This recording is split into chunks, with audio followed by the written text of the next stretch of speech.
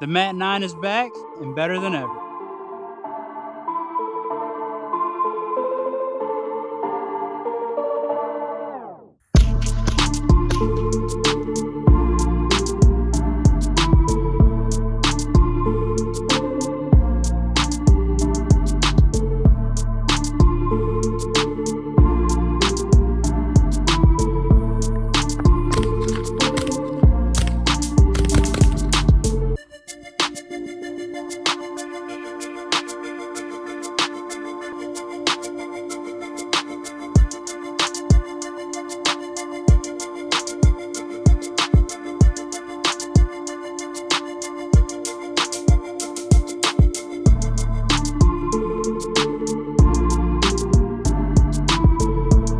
Welcome back to Stovepipe TV. I'm Adam, and Luke is not here today.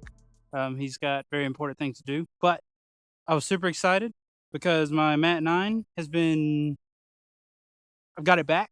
Well, actually, I've got a new one. So I guess let's start out with my process of what happened. If you haven't seen part one, you know that I had an out of battery detonation. It split the upper. Go watch it. Anyway, so I spoke with Matador Dave, is his name on Reddit, but he's like the guy for Matador Arms. I spoke with him personally, and we talked about kind of what happened, what was going on, and we also deducted that it was a trigger as well. So as you can tell, this doesn't look like a OEM trigger. This is a factory mil-spec trigger with a flat face trigger shoe. This is from the same company that Luke got his handguard for his T91. Fun fact. And you may notice a few other differences. We can get to that a little later.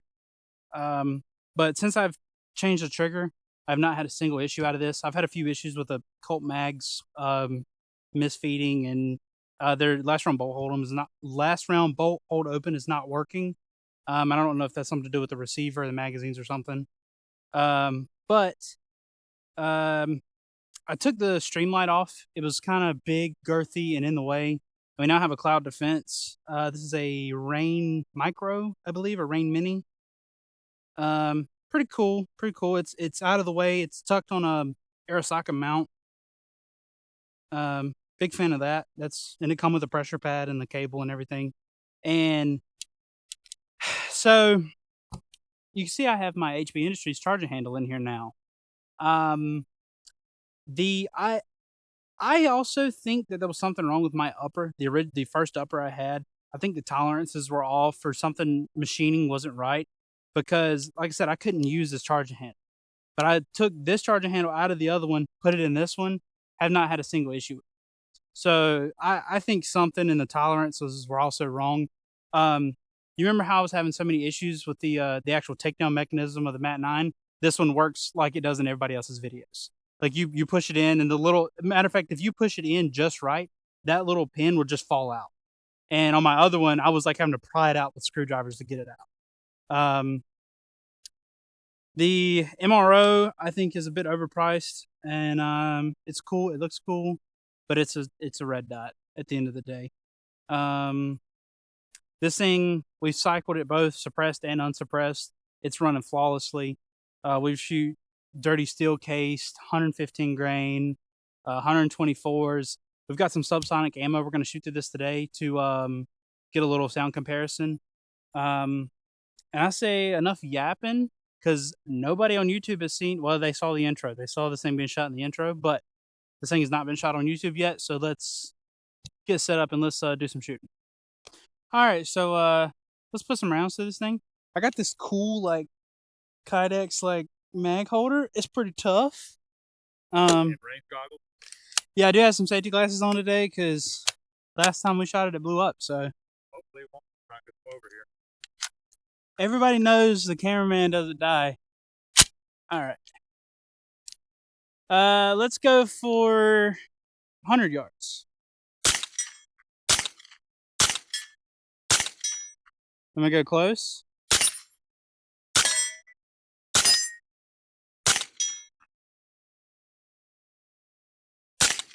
Oh. Should we take the suppressor off so they can see the length of it and everything?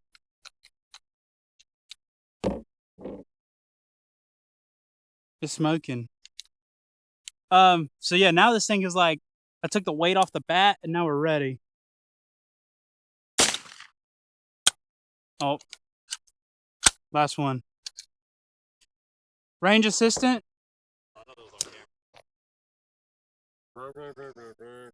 Oh, that one knocked the bullet.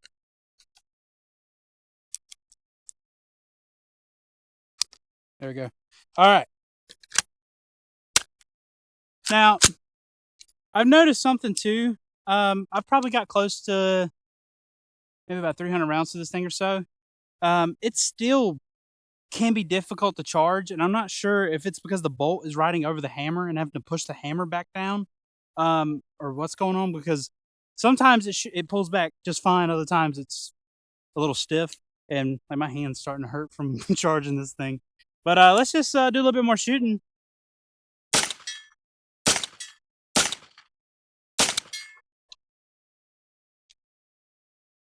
And then the name of the channel. Oh, no, I got double feed.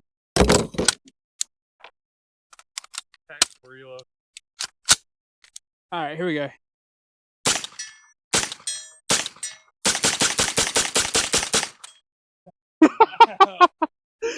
Come on, cameraman.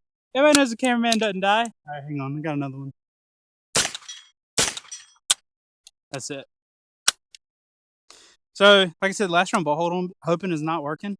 And then it gets stiff to pull back because it's got to go over the hammer, or it's got to pull the hammer back down. So I'm not sure what's going on with that. It's running. It's a fun gun to shoot. Like I said, this is my first PCC, and the recoil impulse is it's a little brutal. It's kind of, and not to mention, you're having to run the stock a little high because the optic riser. Otherwise, you look like this trying to shoot it right. But running that stock a little higher in your shoulder you're shooting it enough, it's starting to hurt. But let's let this cool down, and let's do a few subsonic compare. Ooh, a plane! Get the plane. I think that's the guy that does backflips. But anyway, let's let this cool down, and we're gonna set up for some subs and see what that sounds like. Like I said before about the tolerances, you remember my other upper? My tracks right here were wearing smooth, and this thing still looks brand new. So that kind of already tells me that the upper was just a little too tight. Yeah. And I mean, this thing it's getting. It was an older model too, wasn't it? Well, that's something that I spoke with Matador Dave, and I think that I had an older, like one that just got mixed in with the others by accident. Maybe I don't know. I don't want to speculate.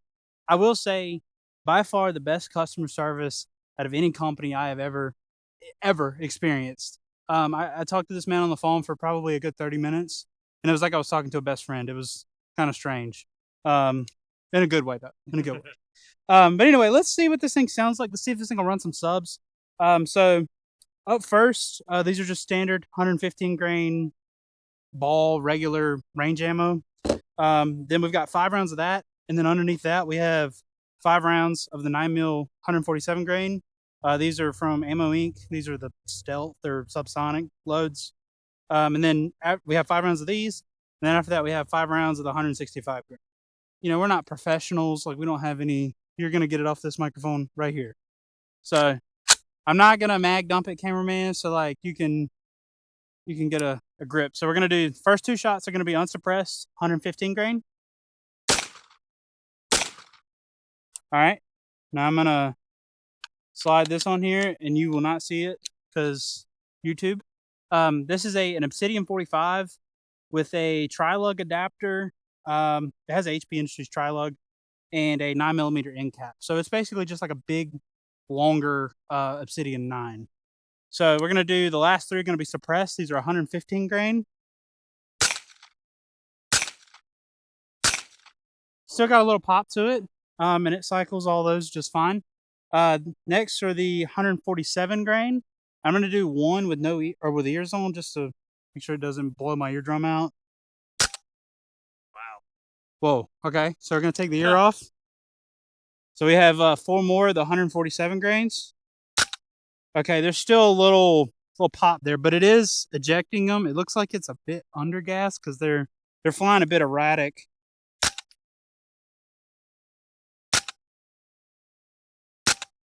Okay. Cycling. Yeah, it is cycling them. And then the last 5 are the 165 grain. To be honest, I don't really know much of a difference. That fell out.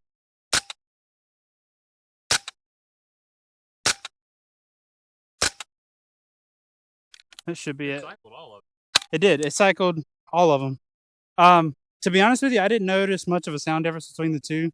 I don't know from you guys' experience over there on that side. I don't know if it sounded any different. Maybe just a little, but the 147s are probably more reliable.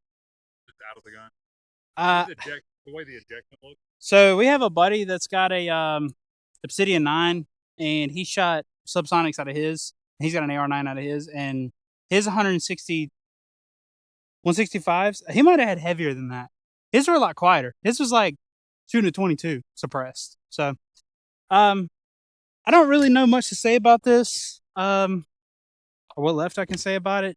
This thing's an absolute blast to shoot. The next thing is I'm getting rid of this 2-point sling system. I've got a 1-point sling coming. I'm not a fan of 1-point slings, but I can't deal with this anymore. This is in the way. So, and I could put a sling point here, but then it's in the way of your grip. So it's kind of a lose-lose. If you're, if you were even right-handed or left-handed, it would be more of a lose-lose too. You recommend them? Yeah. They just now released their pre-sale for the 16-inch versions. So if you guys live in a state where you can't own a pistol or a short-barreled rifle or whatever it's called in your communist state, you can get a 16-inch rifle and put a shark fin and a full stock and tape the stock and the pistol grip together and put a 10-round magazine in it that doesn't eject or whatever they have to do, you know. Must suck to live over there. Yeah, I think that's it for this video. Luke's gonna be mad. Sucks to suck, buddy. Cameraman's back, kinda. He's on light work. He's like this much of his stomach is like purple, and he's on lidocaine patches, and it looks like he has a bra on. Okay. All right. He's struggling back there, but anyway, we're gonna wrap this video up. Thank you, Matador Arms, for taking care of me. Dave especially. You're a real homie. I doubt he'll ever see this video, but if he does, respect. That's it. So, bye-bye.